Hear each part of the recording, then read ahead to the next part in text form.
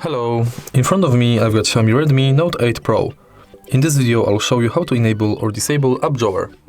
As you can see right now, App Drawer is disabled.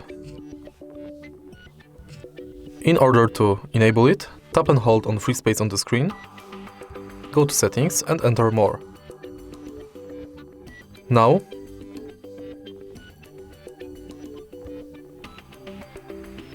enter Home Screen and select between Regular and with App Drawer.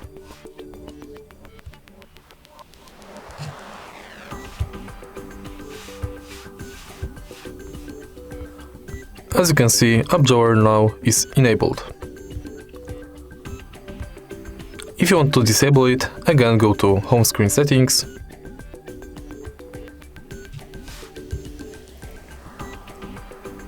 More, Home Screen and select Regular. And again, App Drawer is disabled. If you find this video helpful, please leave like, comment and subscribe.